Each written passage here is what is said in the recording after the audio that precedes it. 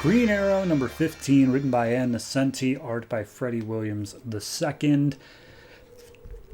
Last issue was a tie-in to Hawkman Wanted. It has nothing to do with this at all, and this issue opens up with Green Arrow attacking some fishermen, but they aren't actually fishermen, they're running guns. And there are a bunch of assault rifles and stuff like that, and he's like, these aren't used for hunting, they're used for killing people. Therefore, I shall dump them into the ocean. My head hurts. And so he dumps them all into the ocean. He looks down and sees the fishermen, like, can you guys swim? And they're like, yeah, of course we can swim. Shut up, Green Arrow, you suck. So at that point, a dog starts attacking him, and he's like, oh no, a dog's attacking me. My head hurts. And he immediately flips one dog off a pier. Two other dogs are there, and he talks to the guy who's running the dogs. He's like, hey, call those dogs off. I don't kill dogs. My head hurts. And we see it's a guy named Harrow, who is just a bland-ass dude who's missing an eye, and he uses ice picks as his weapons. And he's there with a dog, and he's also there with a short little guy named Pike. And they're just standing off on this pier. Green Arrow's got his arrow trained on him, and he's like, I'm going to kill you where you stand, Green Arrow. You just dumped all my guns into the sea. And he's like, you sure you want to do that? Out in public where people can see? And it turns out there's a boardwalk like 10 feet away where there are nearby runners like, hey, Green Arrow, you coming to the parade later? And he's like, probably not. Thanks for the invite. And they're like, cool. Are you okay, by the way? And he's like, great. So then Harrow's like, all right, fine. I'm putting 50 grand on your head, though. You're a dead man. Start running. And so Green Arrow literally starts running, despite the fact that clearly he couldn't have put the hit out yet. And then he remembers, like, oh yeah, my head hurts because I got bonked in the head during Hawkman Wanted. I probably should have that looked at.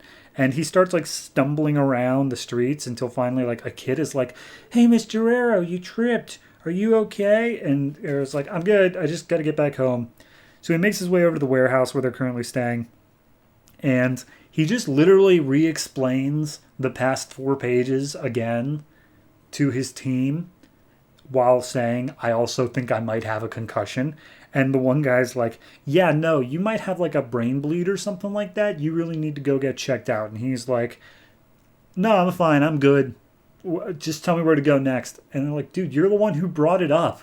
What? What's the matter with you? So he lists off some stuff about the guy who had the dogs. And he's like, yes, I heard him say something about Harrow. And they say, oh, yeah, he's a lifelong con, in and out of prison, runs a dogfighting rink. Also, ice pick is his thing because his father tried to kill him with an ice pick and he lost an eye.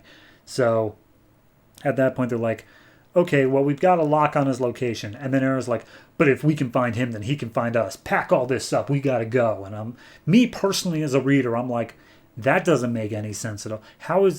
What? So then he starts exiting and he makes a comment about all these photos on the wall nearby. And they're like, hey, who are these guys? And it's like, that's, you made that. That's called your wall of shame. It's all the villains you've fought over the course of this series. And they're like, oh yeah, this one girl wanted to be a robot. And it's like, yeah. Anyway, and so then he just leaves. So then we go to Harrow's dogfighting area, which is in the back of like a fishery. They're using ice picks to break up all this ice. And then this woman walks in named Gloria. And she's like, oh, is Harrow in the back room? I gotta go talk to him. So she makes her way back, and Harrow's like, get me the head of Green Arrow, and I'll give you 50 grand. But in the meantime, let's get this dogfight thing going on. And you'd think the dogfight they meant 2 dogs fighting, but it turns out he's trained a dog named Jaws, and he's saying anyone who can beat up my dog will get this diamond ice pick, and also we're placing bets on you. So then Pike from before, he steps up and he's like, let me at him. And everyone places bets against Pike because he's a short little guy fighting a dog.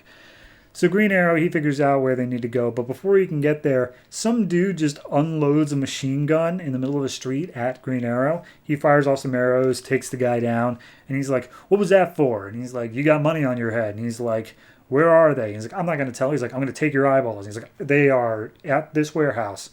So he gets the location, fight scene continues between Pike and the dog. Green Arrow is now watching on. He's like, this guy's a good fighter, but he's going to need to do this crazy move in order to win.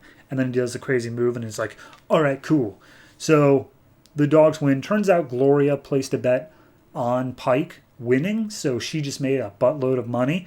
And she comes up and says, like, hey, you owe me 25 grand, Harrow. And he just backslaps her, says, like, you do not get to humiliate me.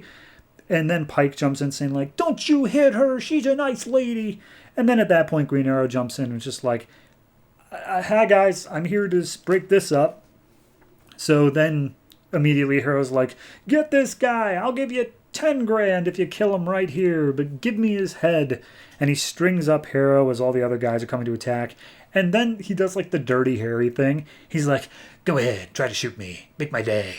And he's just like standing around with arrows trained on all of them, despite the fact that he is very blatantly down to like 3 arrows. So yeah, that's where we end. I'm going to tell you the best part about this issue. It is the second to last Ann Nocenti issue. Next issue is the last one, and then we're getting into Jeff Lemire's arc. And I cannot wait. I absolutely... Like, why... If you could tell me that the entirety of this arc is Green Arrow suffering from a head injury, I'd probably buy it more. But the fact... And when I say arc, I mean starting with Ann Nocenti. It's just... why are we doing this? It just seems so nothing and yet so strangely complicated all at the same time. I don't get it.